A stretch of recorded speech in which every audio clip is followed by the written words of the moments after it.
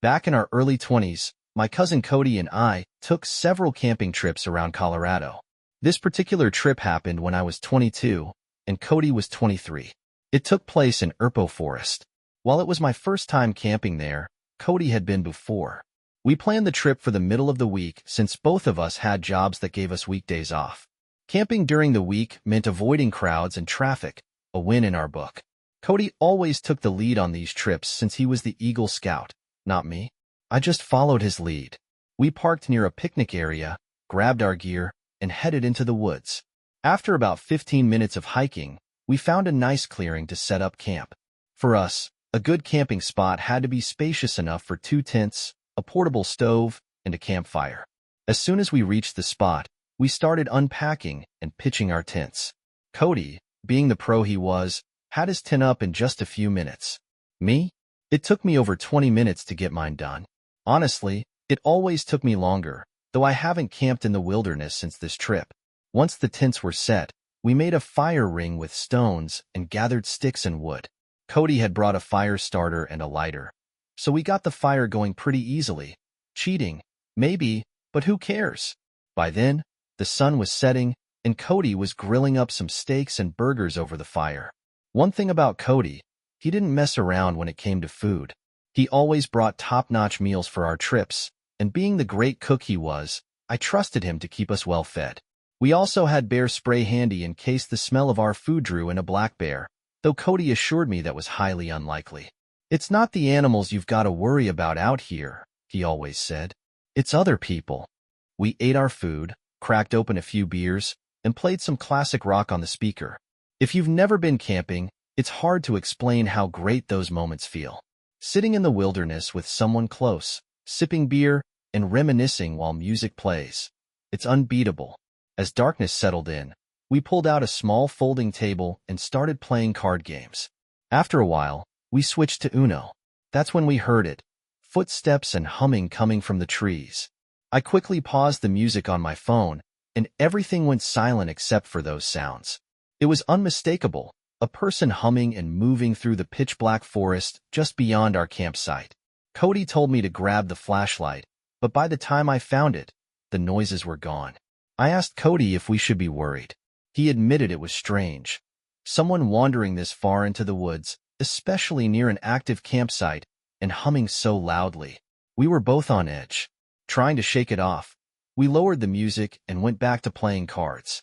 Out of nowhere, a large stick landed smack in the middle of our campsite, making us both jump. It didn't fall from a tree, it was thrown. Cody yelled into the dark, something like, "Whoever's out there messing with us, get a life and leave us alone." We heard footsteps again, this time moving away. I suggested we pack up and relocate, but Cody refused. "Not in the dark," he said. Instead, he handed me a can of bear spray and told me to keep it by my side in the tent. It wasn't much, but it was the closest thing we had to a self-defense weapon. The night dragged on with occasional unsettling sounds, branches cracking in the distance, noises you'd never expect from animals. Someone, or maybe even a group, was definitely out there. We decided to take turns staying up to keep watch. Cody volunteered to go first, planning to read his book while keeping an eye on things. I crawled into my tent, zipped myself into my sleeping bag, and tried to sleep. Waking up in the middle of the night while camping isn't unusual. Between the cold, the uncomfortable sleeping bag, and being outside, anything can rouse you. When I woke up, I wasn't sure what had pulled me out of sleep. My mind was still foggy, not fully alert yet. As I blinked my eyes open, I noticed a head peering into my tent. At first, I thought it was Cody. Rubbing my eyes, I tried to see his face, but the darkness made it impossible to make out any details. "Cody?" I mumbled groggily. "Is it my turn?" I figured he was waking me up to take over the watch, but as I slowly grew more awake, I kept staring at the shadowy figure at the entrance of my tent. Then, just like that, the zipper on my tent buzzed shut, and the head was gone. I laid back for only a second before a strange, sharp sense of clarity hit me. My heart began to race as I sat up straight and listened. I could hear footsteps fading into the woods. "Cody?" I called again, louder this time, but there was no answer. Feeling uneasy, I unzipped my tent and looked out toward the campsite. The fire had died out, and Cody wasn't there. Panic creeping in, I rushed over to his tent, which was zipped up. I yanked the zipper down and looked inside to find Cody fast asleep in his sleeping bag. Chills ran through my entire body as the realization hit me like a freight train. That wasn't Cody looking into my tent. My hands were shaking, and I felt like I might throw up. I grabbed Cody's shoulder and shook him awake. When he finally came to, I told him, "Someone's out here at the campsite." It took him a moment to snap out of his grogginess, just like it had for me. But once he did, he grabbed his bear spray. He admitted he must have dozed off while reading and suggested I sleep in his tent for the night. But to do that, I needed my sleeping bag. Cody came outside with me, standing guard as I hurried to grab it from my tent. As I was fumbling with the bag, that same eerie humming started up again, faint but unmistakable, coming from somewhere outside. "Do you hear that?" I whispered to Cody. "Yeah," he replied in a low voice. "Hurry up." With my sleeping bag in hand, we both scrambled back into his tent, zipping it up tight. We kept our cans of bear spray within arm's reach, clutching them like lifelines. Honestly, in that moment, I found myself wishing for a bear to wander in and scare off whoever, or whatever, was out there. The night crawled by at a snail's pace. I stayed awake for 3 agonizing hours while Cody slept. Every little sound outside had my nerves on edge. When my shift was finally up, I shook Cody awake, relieved to pass the baton. When Cody woke me again, it was nearly dawn. The first light of morning was seeping through the trees. We wasted no time packing up our gear, and by the time we were done, there was enough daylight to safely hike back to the car. Though we could have driven somewhere else and set up camp for another night, neither of us felt up for it. That night had shaken us both to the core. All we wanted was to be back in the safety of our homes. It's been 6 years since that trip, and Cody has invited me to go camping a few times since. I always find a way to say no. People are just too unpredictable and too terrifying. The thought of someone stalking our campsite, throwing sticks, and humming in the darkness is burned into my memory. And that moment when I saw a stranger's head peering into my tent, that's the stuff nightmares are made of. Honestly, I might never go camping again. When I was a kid, my dad used to tell me something that stuck with me. Don't be afraid of ghosts. Fear the living. They're the ones who can hurt you. Those words came back to me during my teenage years when I inherited some money after my father's passing. He had taken his own life, leaving me with a mix of grief and unexpected responsibility. At the time of his death, my parents owned a cabin in Oregon, near Mount Bachelor. My mom couldn't keep up with the payments, and renting it out wasn't covering the costs either, so the cabin was set to be sold. It was only a matter of finalizing the paperwork with the realtor and lawyer, and the place would officially be on the market within a month. For that brief period, the cabin was left vacant, no longer being rented out. I saw it as an opportunity to get away, to clear my head after everything that had happened. So, I quit my job, packed my snowboarding gear, grabbed my dog Midnight, and drove up to the cabin in my dad's old car. The first couple of days were peaceful. Nothing strange happened. I spent my time snowboarding, playing with Midnight in the snow, and relaxing in the evenings. Nights were filled with music, PlayStation, and sitting on the balcony with a drink and a cigarette. I'd stocked up on food, liquor, and smokes beforehand, so I had everything I needed for a quiet escape. With Midnight by my side and the cabin stocked to the brim, it felt like the perfect retreat, at least for a little while. I was finally starting to unwind, leaving all the stress and chaos behind as I settled into the cabin. The place was cozy and had a layout that suited me just fine. It was 2 stories, with the living room, a small kitchen, and a guest bedroom on the first floor. Upstairs, there were 2 more bedrooms, including the master, which had a walkout balcony attached. Most of my time was spent in the living room, the kitchen, or the master bedroom. I rarely ventured into the other rooms, keeping their doors firmly shut.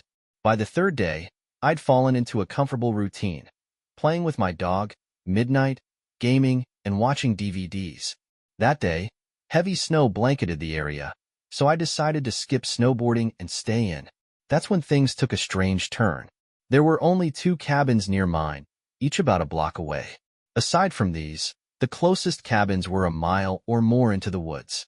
The area was mostly surrounded by forest and towering pine trees. I hadn't seen anyone at the nearby cabins since I'd arrived, and I was sure they were vacant. Around midday, I stepped outside with Midnight and noticed something odd: footprints in the snow around the cabin. It was still snowing lightly, so the tracks looked relatively fresh, maybe 20 or 30 minutes old. I figured someone might have shown up at one of the other cabins without me noticing. Maybe they were here for the same reason I was, to hole up and get away. The footprints trailed away from my cabin and disappeared into the denser part of the forest. I shrugged it off and went back inside. Later that night, I climbed into bed, Midnight curled up next to me. I was just starting to drift off when I noticed his ears twitching. He suddenly sprang up, leaped off the bed, and darted downstairs to the living room. I froze, listening intently. My heart raced as I heard him moving around below, pacing back and forth. After a few minutes, he came bounding back upstairs, doing his usual, "I need to go out, dance." I sighed, not thrilled about stepping out into the cold again, but I couldn't ignore him. We went downstairs and out into the driveway. Midnight didn't even try to relieve himself. Instead, he started tugging on his leash, trying to pull me toward the dense cluster of trees where I'd seen the footprints earlier. His head kept darting back and forth between the forest and the side of the house, where he sniffed furiously. Then he lifted his gaze toward the roof, his ears perking up again. When I refused to follow him, he sat down and stared into the darkness, unmoving. It wasn't like him to act so peculiar, but I brushed it off, assuming he'd caught the scent of a forest animal. I wasn't about to wander into the woods at night, so I pulled him back inside, and we went back upstairs. About half an hour later, as I lay in bed, I heard a sound that made my stomach drop: faint footsteps on the roof. It wasn't random tapping or scattering like you'd expect from a squirrel or a branch falling. The steps were deliberate, spaced apart like a person walking with purpose. Midnight heard it too and rushed to the balcony door, scratching at the screen and whining to be let out. My rational side tried to calm me down. Maybe it was a pine cone or some animal hopping around up there. But deep down, I knew something wasn't right. The steps were too evenly spaced, too human-like. I took a deep breath, determined to face whatever it was. At the time, I liked to think of myself as a tough guy, strong enough to handle whatever was out there. So, I grabbed my coat, shoes, flashlight, and a pack of cigarettes. Stepping out onto the balcony, I lit a cigarette and began scanning the roof with the beam of my flashlight. I half expected to see something, or someone, up there. But no, the roof was empty. The snow on the roof was untouched, completely undisturbed. That threw me off. Was I just imagining things? But then, Midnight had reacted to the noise too. Maybe he was picking up on my nerves and feeding off my paranoia. I took a few deep breaths, trying to settle myself down. My eyes adjusted to the dim light of the night as I stood there, finishing my cigarette and staring at the stars and trees surrounding the cabin. That's when I saw it. In one of the taller trees, about 20 feet from the balcony, there was something crouched between two branches. At first, I thought it might just be my mind playing tricks on me, but the longer I stared, the clearer it became. It looked like a man, but it wasn't. This thing was unnaturally tall, at least 8 or 9 feet, and painfully thin. It was squatting on one branch, its long, ghostly white arms stretching upward to grip the branch above it. Its head was tilted slightly, and its mouth was wide open, almost like it was frozen in some grotesque, expressionless scream. "What the hell is that?" I muttered under my breath. My body froze, caught somewhere between disbelief and pure fear. Midnight, who had been lying behind me, suddenly stood up and started pacing back and forth, letting out low, uneasy barks. The thing didn't move. It just stayed there, perfectly still, as if it were watching me. My heart pounded, and my instincts were screaming at me to leave it alone. I snuffed out my cigarette, gripping the flashlight tightly in my hand. Part of me wanted to shine the light directly at it, but another part of me, something deep in my gut, was begging me not to. I slowly backed up, pulling Midnight inside with me. Once we were back in the room, I locked the balcony door and, against my better judgment, aimed the flashlight toward the tree.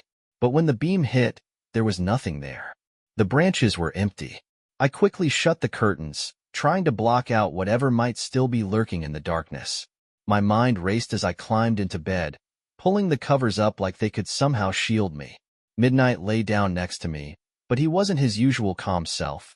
He kept his eyes fixed on the door, his ears twitching at every sound. Later that night, a soft, rhythmic tapping came from the balcony door. It was faint but steady, like someone gently tapping their fingers against the glass.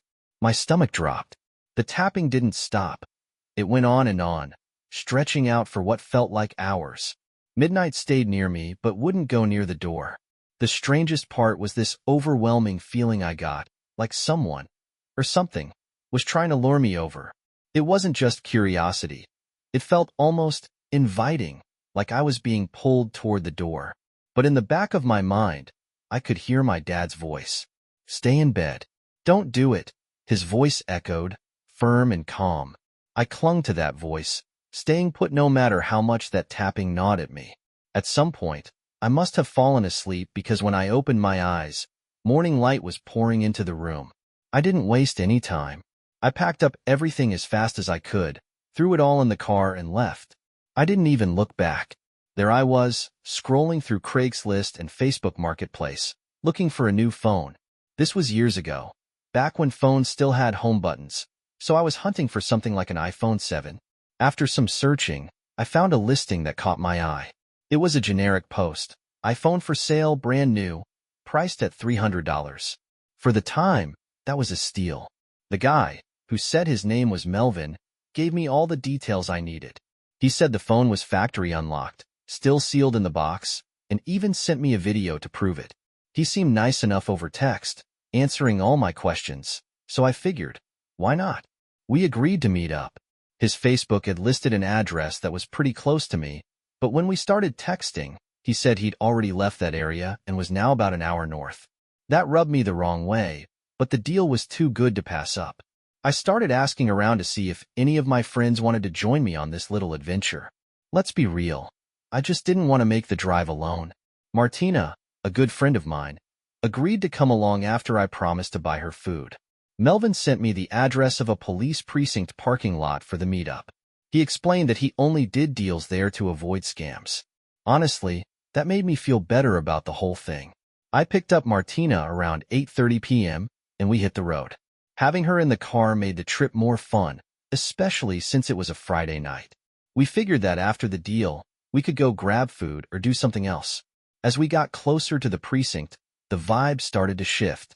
The area was secluded, surrounded by patches of dense woods, with the occasional house or small building popping up.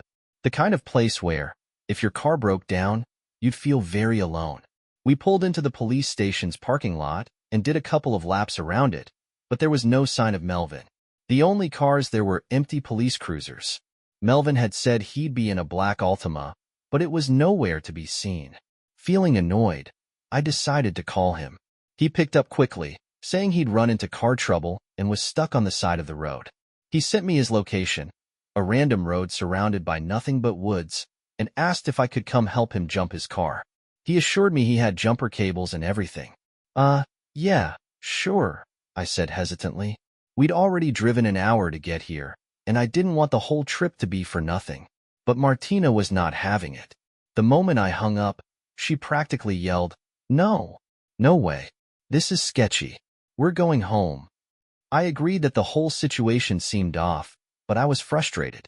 2 hours of driving just to turn around and leave? That didn't sit well with me. I told her, "Look, we'll just drive past the location and see what's going on. If it feels off, we'll leave." Simple.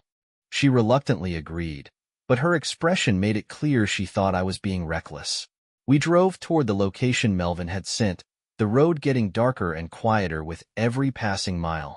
It felt like we were heading into the middle of nowhere. As we approached, I saw the faint reflection of headlights ahead, cutting through the pitch-black night. The car was there, all right, but as we got closer, something about the whole setup made my stomach tighten. I slowed the car as we approached, and sure enough, it was a black vehicle. But something felt off. There was no sign of anyone inside or outside the car. Granted, it was dark, pitch black, in fact, but you'd think we'd at least see someone's head or movement inside. This is so sketchy, Martina whispered. Just keep going. Don't worry, I said, feeling my nerves start to fray. The whole setup was giving me the creeps. A stalled car on a deserted road, surrounded by dense woods, with no streetlights or other vehicles in sight. If someone wanted to lure a person carrying cash into a trap, this would be the perfect place to do it. I drove past without hesitation, and within seconds, my phone started blowing up. It was Melvin, calling over and over. I ignored every call.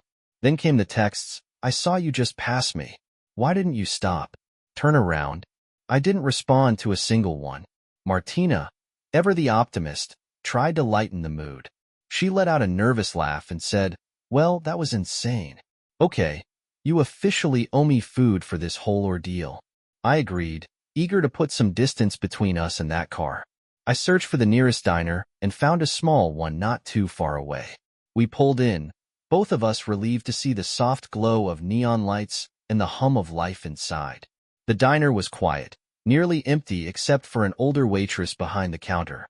We took a booth near the back and ordered coffee to start. It felt good to sit in a brightly lit space with someone else around, even if it was just the waitress. Then the door opened. A man stepped in, wearing a dirty navy blue hoodie with the hood pulled up. He shuffled over to the bar stools, keeping his head low, but I caught enough of a glance to see his face. He sat down, ordered a coffee from the waitress, and glanced in our direction. Every minute or so, his eyes darted over to our table. It was subtle, but I noticed it. My stomach dropped. "Don't look now," I whispered to Martina, "but I think that might be Melvin." Her smile faltered as she asked, "Are you sure?" "I'm not 100%, I admitted, "but the way he keeps looking over here, it feels wrong." We stayed quiet as the waitress brought his coffee. Then, as she handed it to him, he said, loud and clear, "Thank you, darling." That voice. I knew it instantly. It was him. "Martina, it's him," I hissed. "We need to leave. Now." She nodded, her face pale. I motioned for the waitress and quietly asked for the check. "Is something wrong?" she asked, glancing at us with concern. The guy at the counter shifted in his seat, and I noticed him looking our way. I nodded and whispered back, "Yeah, we just need to get going.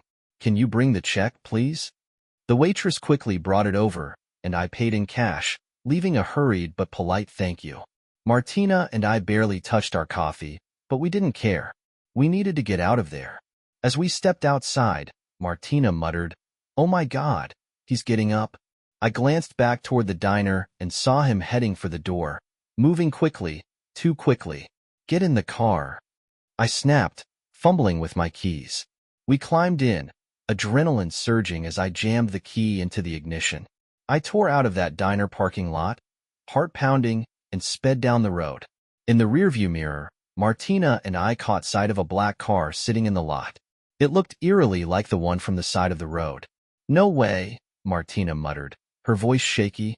"Don't worry," I said, trying to calm us both.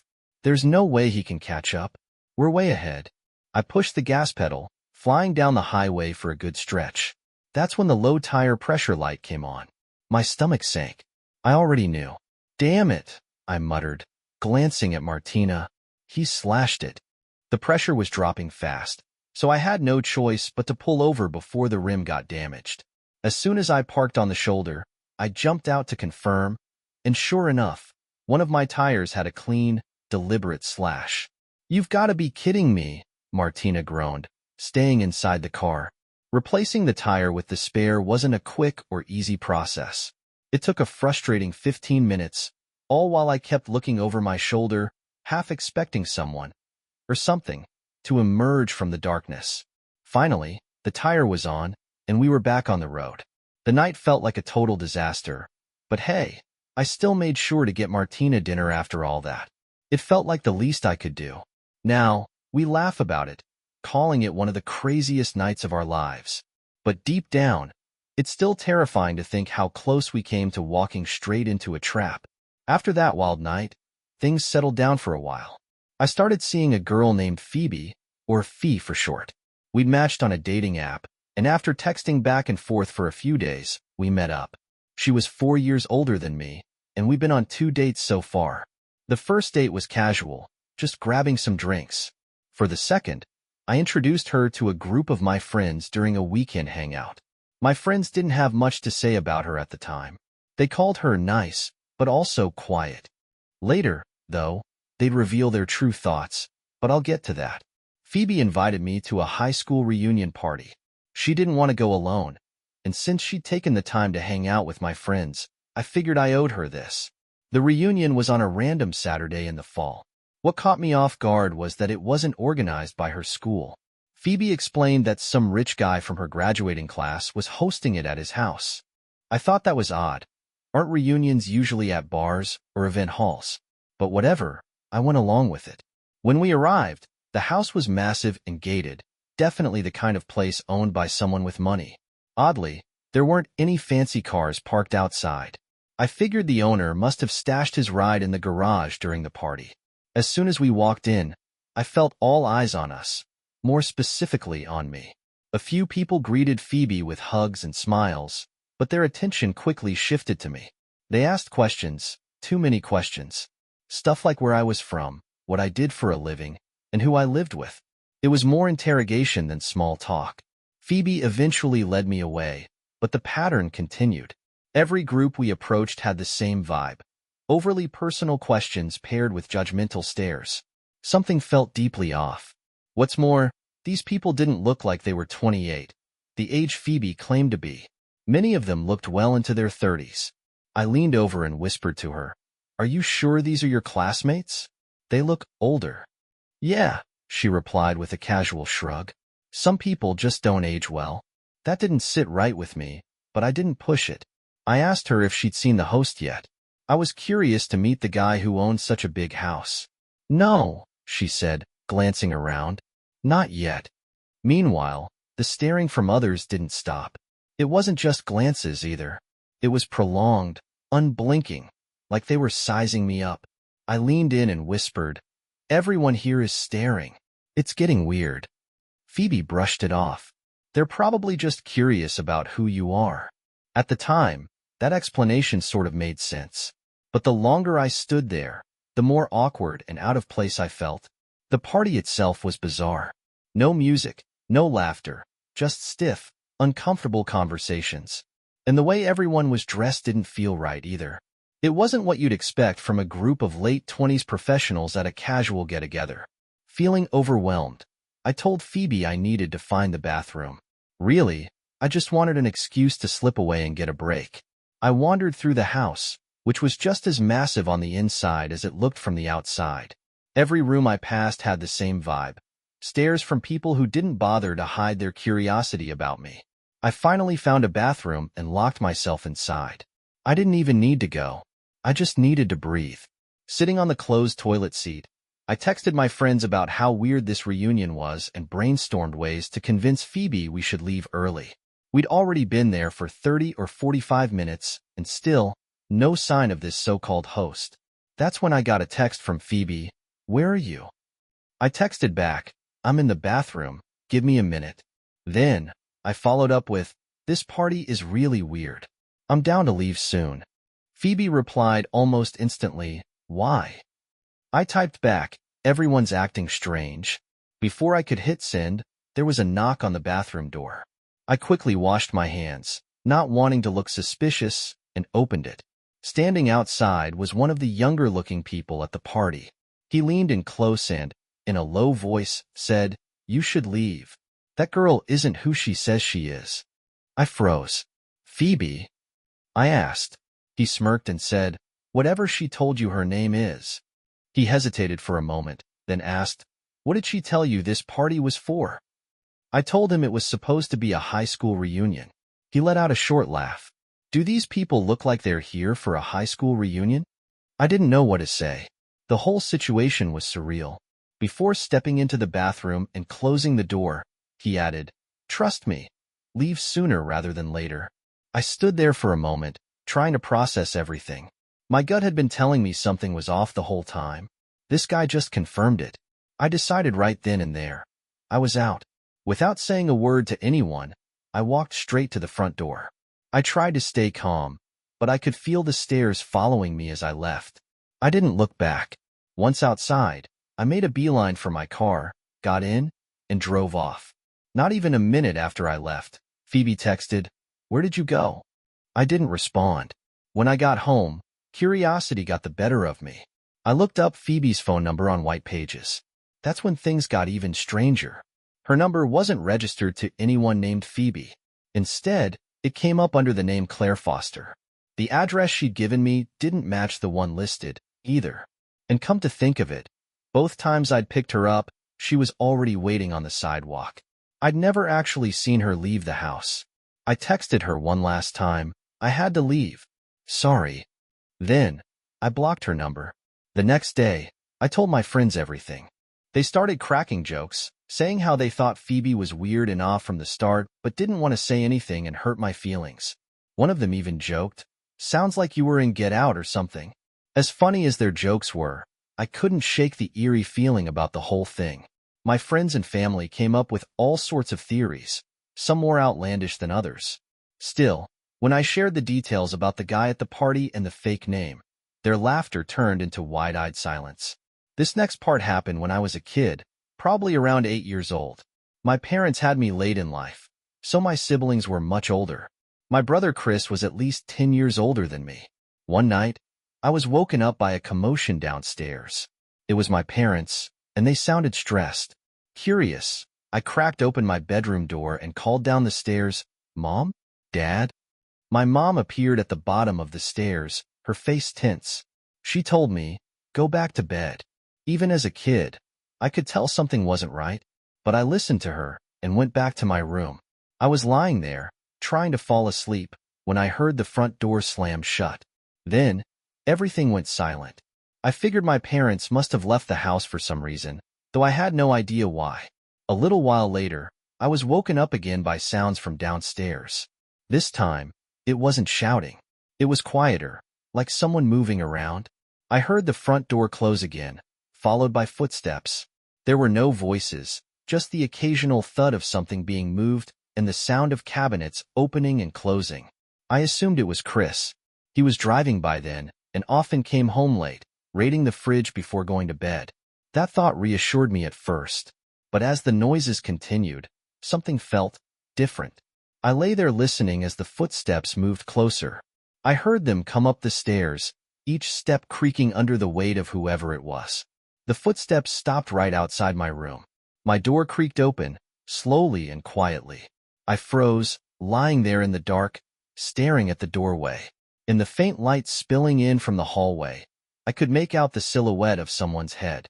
I couldn't see their face, just the dark shape of their outline.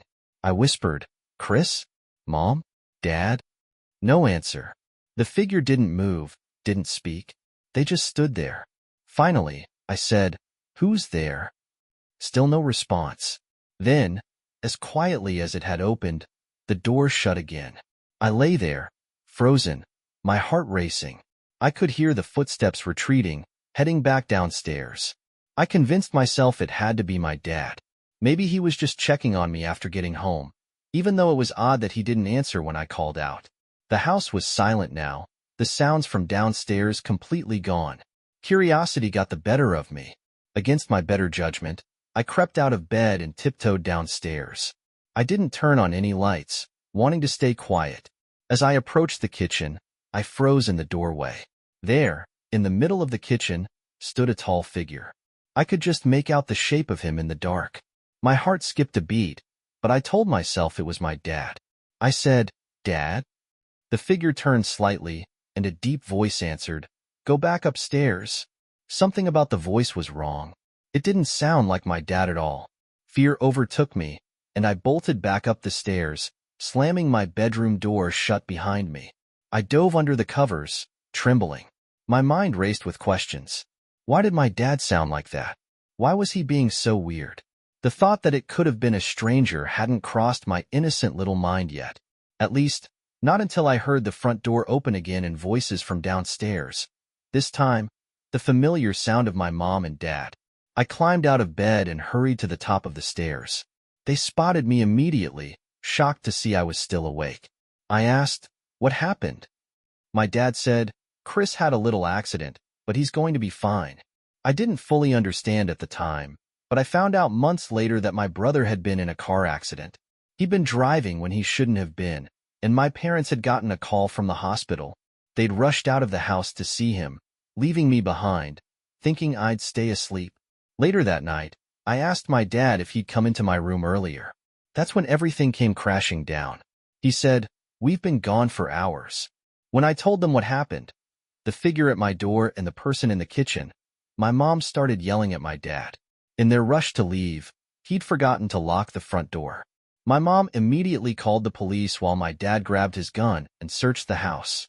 I remember sitting on the couch, being questioned by a police officer. He asked me to describe everything I'd seen and heard.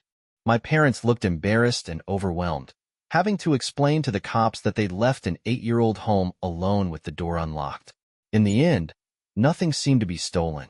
But whoever had been in the house clearly wasn't there to hurt me. Looking back, it's terrifying to think about a complete stranger standing in our kitchen in the middle of the night. But imagine going through that as an 8-year-old. That's something that sticks with you for life.